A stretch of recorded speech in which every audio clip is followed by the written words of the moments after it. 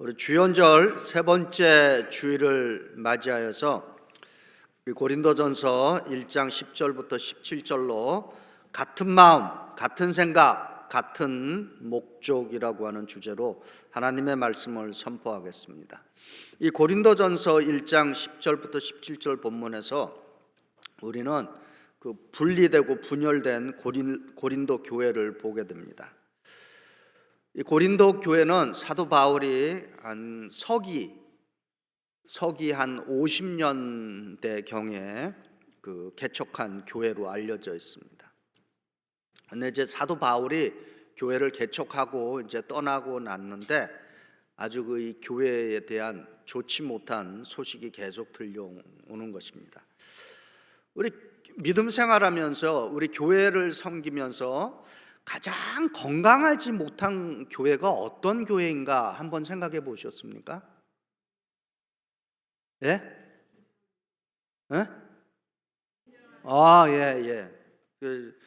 맞습니다. 예. 교회가 가장 건강하지 못하는 것은 교회 안에 분리와 분열과 분쟁이 있는 것입니다. 예. 근데 고린도 교회가 바로 그런 교회입니다. 그래서 그 교회 고린도 교회 같다 이러면은 그거 좋은 소리입니까? 아닙니까? 그거 아주 안 좋은 소식이에요. 예, 그래서 고린도 교회와 같다 그런 교회 추천하면 안 되십니다. 예, 또 그런 교회를 만들어서도 안 되고요. 그러면 지금 그 고린도 교회는 어떤 식으로 교인들이 지금 분리되고 분열이 되어 있는지 이 고린도전서 1장 12절에서 지금 증거합니다.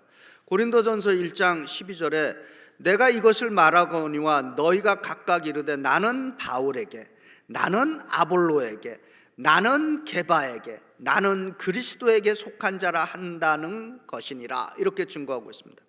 그러니까 고린도 교회 안에는 적어도 네 가지 파당이 있는 것이죠. 바울파, 아볼로파, 게바파, 그리스도파 이렇게 지금 분열되고 이제 분리되어 있습니다. 그러면은 이 바울파, 아볼로파, 게바파, 그리스도파 이분들이 어떤 차이가 있는가를 좀 우리가 좀 추정을 해볼 수 있습니다. 첫 번째로 나는 바울에게 이 바울파에 속한 사람들 이들은 과연 누군가? 바울은 우리가 알다시피 이방인의 선구자, 이방인의 선지자, 이방인의 그 사역자로 불림을 받았습니다. 그래서 아마 이 고린도 교회 안에는 그 이방 크리스천들이 많이 있었던 것 같습니다. 그러면 이들의 특징이 무엇인가? 이제 상상을 해보는 겁니다. 아마 이분들은 바울이 전한 그 그리스도인의 자유의 복음에 대해서 좀 아마 잘못 오해를 하고 있었지 않나 이렇게 생각이 됩니다. 그러다 보니까 이 바울이 율법을 강조하지 않고 그리스도의 은혜로 구원을 받는다 이렇게 이제 가르침을 받았으니까 이 바울파에 속한 사람들은 이제 내가 그리스도의 복음으로 구원받고 자유함을 얻었으니까 뭐 도덕적으로 윤리적으로 뭐 대충 살고 그래도 무슨 문제겠느냐, 아마 책임 없이 살아도 된다, 아마 이런 생각들을 하고 있는지도 모르는 것입니다. 두 번째로 이제 아볼로파에게 속한 사람들이 있습니다. 사도행전 18장 24절에 보면은 이 아볼로가 어떤 사람인가에 대해서 잘 표현하고 있습니다. 이렇게 증거합니다.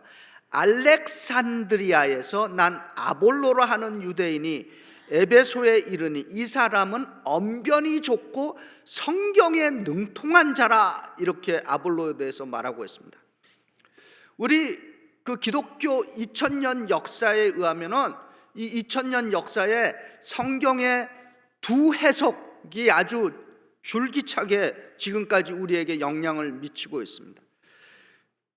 이 기독교 2000년 역사에 그 성경을 해석하고 적용하는데 두 학파가 우리에게 영향을 미치는데 그 첫 번째 학파가 지금 우리가 이야기하는 아볼로가 나온 그 출신지인 알렉산드리아 학파가 있습니다. 그리고 두 번째 성경 해석에 지대하게 영향을 미친 학파가 안디옥 학파인 것입니다. 그러면 알렉산드리아 학파와 안디옥 학파의 차이는 뭐냐? 알렉산드리아 학파는 우리에게 성경을 알레고리, 영적인 해석, 무슨 영해 혹은 뭐 풍류 해석 이렇게 알려져 있죠. 그 해석에 아주 지대한 영향력을 미친 학파인 것입니다. 우리 성경에 보면은 이런 알레고리로 해석할 수 있는 부분들이 상당히 많이 있습니다. 그래서 예를 들어서 여호수아 2장 21절에 라합과 이제 12명의 정탐꾼들이 맺은 이제 협약을 맺는 장면이 나오죠. 거기에 이렇게 증거합니다. 그 여호수아 2장 21절입니다. 라합이 이르되 너희의 말대로 할 것이라 하고 그들에게 보내어 가게 하고 붉은 줄을 창문에 매니라. 근데 이 알렉산드리아 학파가 이 붉은 줄을 어떻게 해석을 했냐면은 이 붉은 줄, 라합이 창문에 내다 건 이 붉은 줄은 예수 그리스도의 십자가의 보혈이다 이렇게 해석을 한 것입니다. 그런데 문제는 참 영감 있게 해석을 했죠. 예. 그래서 그 붉은 그 줄을 내달므로 말미암아 라합의 집이 그 이스라엘 군대들이 들어왔을 때 그 붉은 줄 때문에 구원을 얻었습니다. 아주 굉장히 그 의미 있게 해석이 됩니다. 그런데 이 알렉산드리아의 이런 해석의 성경 해석의 문제가 뭐냐? 우리가 많이 이야기하는 대로 자의적인 해석이 될 수 있다라고 하는 것입니다. 그리고 이 알레고리 해석의 문제는 우리 그 한자 우리말에 뭐 코에 걸면은 코걸이, 귀에 걸면은 귀걸이. 그거를 뭐라 그러죠? 이혈령, 비혈령. 그 자기 마음대로 갖다가 끼워 맞출 수 있는 그러한 그 자의적인 해석, 그런 단점을 갖고 있습니다.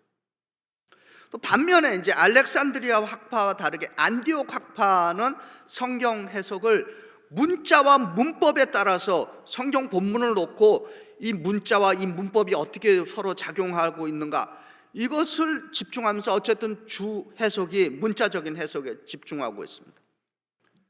그래서 이 안디옥 학파는 오늘 우리들에게 문자적인 해석에 도전을 주고 있습니다.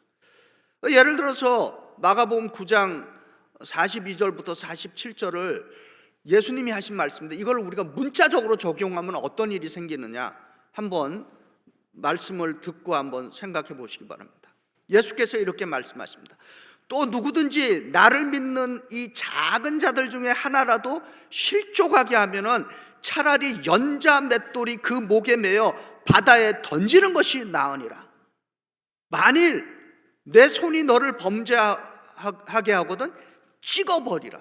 장애인으로 영생에 들어가는 것이 두 손을 가지고 지옥 곧 꺼지지 않는 불에 들어가는 것보다 나으니라. 만일 내 발이 너를 범죄하게 하거든 찍어버리라.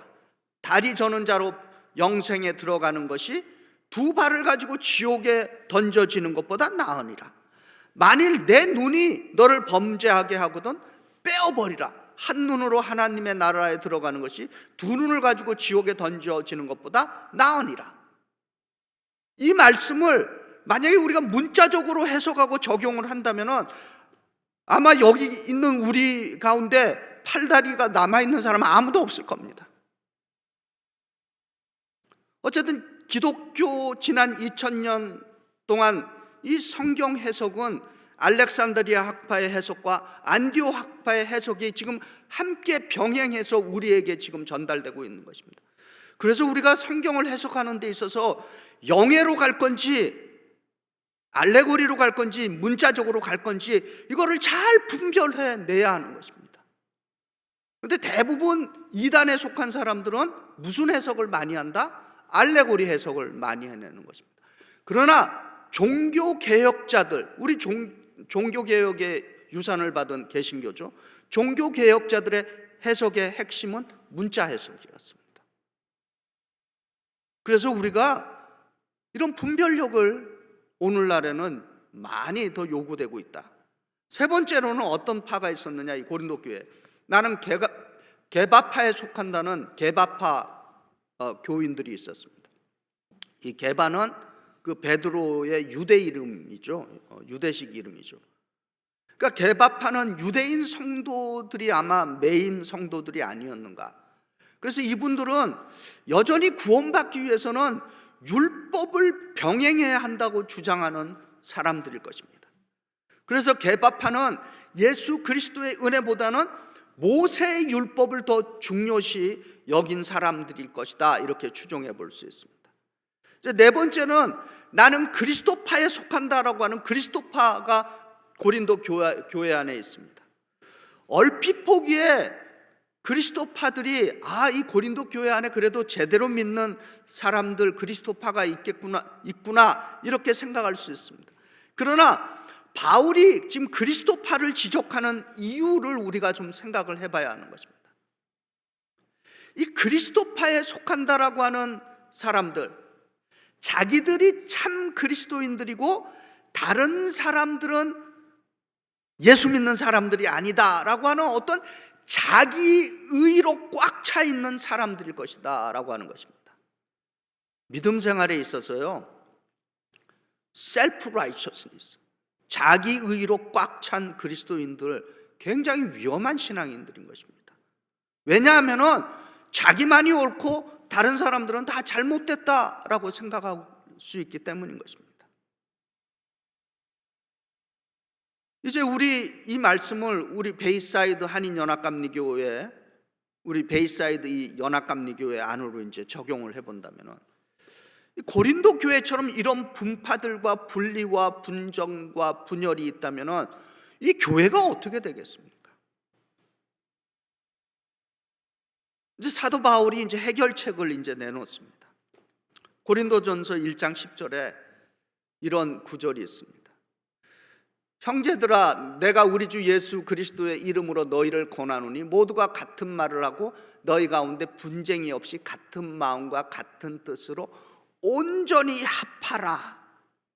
여기서 이제 핵심이 온전히 합하라. 영어로는 knit together, K-N-I-T, knit together, 함께 짜 맞추라라고 하는 것이죠. 이 원래의 뜻은 의학적인 용어인 것입니다. 어떤 의학적인 용어인가 하면은 뼈가 부러지거나 뼈가 빠져서 탈골이 된 것을 다시 끼워 맞추는 것을 이야기하는 것입니다. 제가 지금은 좀 얌전하지만요, 저는 어렸을 때 상당히 호기심이 강하고 모험심이 충출한 소년이었습니다. 그래서 제가 7살 경일 거예요. 중국 무술 영화를 이제 영화관에서 봤습니다. 근데 그 중국 무술 영화에 나오는 주인공이 성 꼭대기에서 이렇게 싹 뛰어내리면서 한 바퀴 탁 돌고 땅에 탁 이렇게 가볍게 착지하는 것을 보고 너무 감동을 받았어요, 어린 나이에. 그래서 집에 돌아와서 저도 지붕 꼭대기에 기어 올라갔습니다.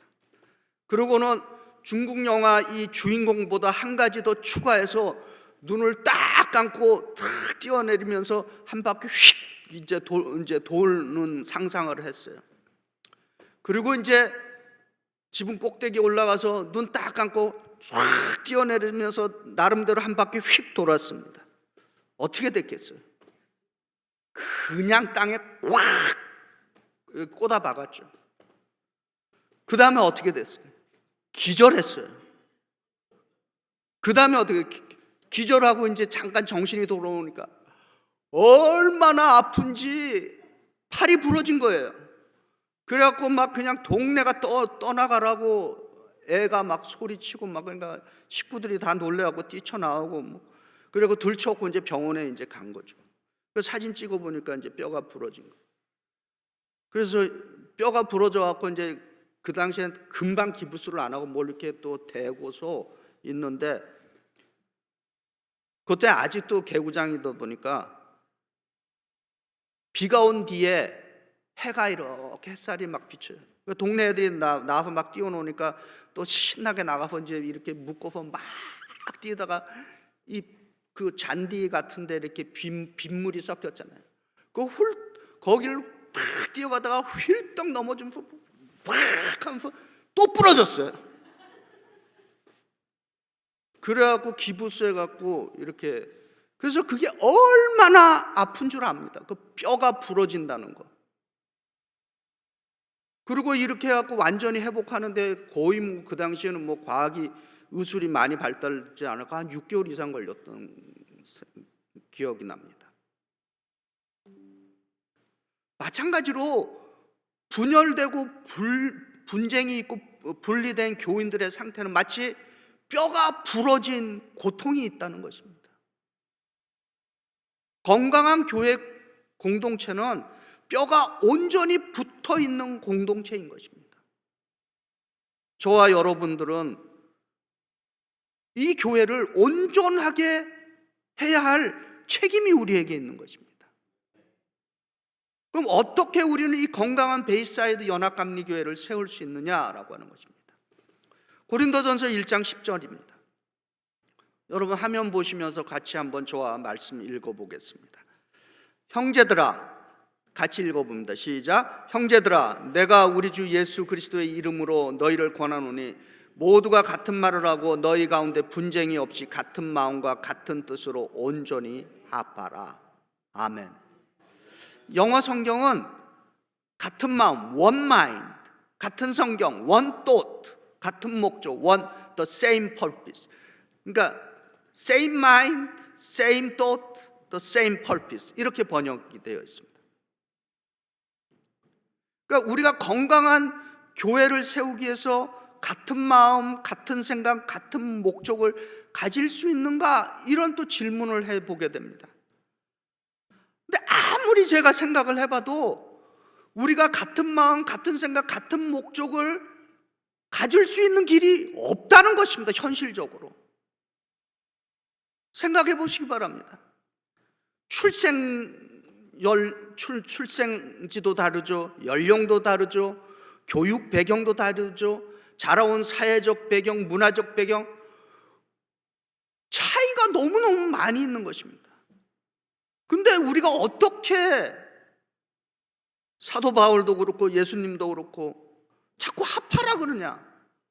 이미 출생 자체가 합할 수 없는 그런 DNA를 갖고 났는데 성경은 우리에게 같은 마음 가져라, 같은 생각 가져라, 같은 목적을 가지라 이런 말씀을 하느냐라고 하는 것입니다.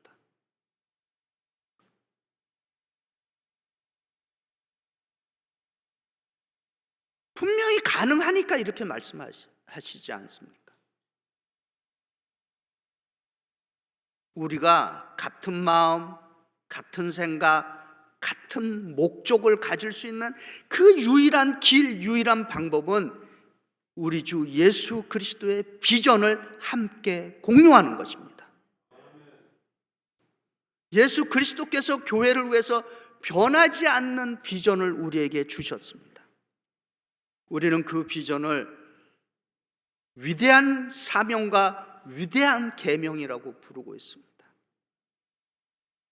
위대한 예수님의 그 주신 위대한 사명과 위대한 계명, 그 계명에 우리는 같은 마음, 같은 생각, 같은 목적으로 헌신할 수 있는 것입니다. 우리에게 주신 가장 위대한 계명은 마태복음 22장 37절부터 40절에 있는 말씀입니다.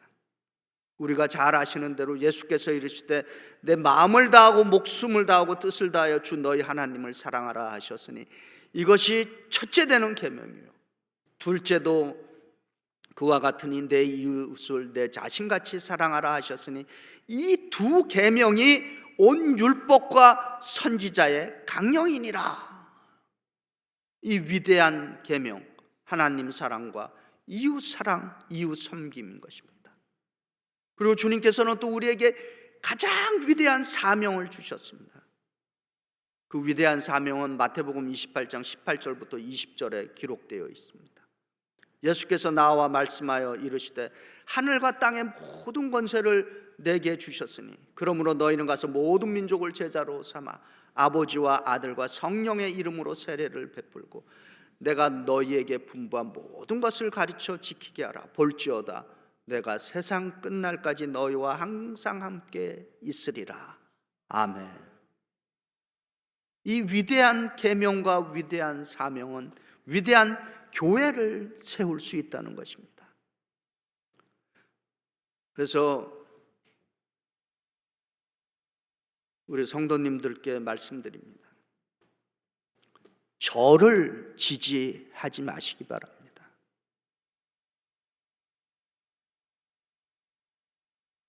예수님의 비전을 지지하시기 바랍니다. 예수님의 제자들은 예수님의 계명과 예수님의 사명에, 비록 그들은 출신 성분이 다르고 사회적인 배경 모든 것이 달랐지만은 예수님의 그 계명과 사명에 항상 같은 마음, 같은 생각, 같은 목적으로 지난 2000년간 달려오고 있는 것입니다. 우리 교회가 고린도 교회와 같은 분파, 분열, 분당, 분쟁을 막고 건강한 교회로 세워줄 수 있는 것은 오직 예수 그리스도 그리고 그분의 비전에 함께하는 것입니다. 그것만이 우리의 차이를 극복할 수 있는 유일한 길이 되는 것입니다. 저희 베이사이드 연합감리교회가 예수 그리스도의 비전에 우리가 같은 마음, 같은 생각, 같은 목적으로 하나가 되어서 건강한 주의 몸된 교회를 세우시기를 주의 이름으로 축원드립니다.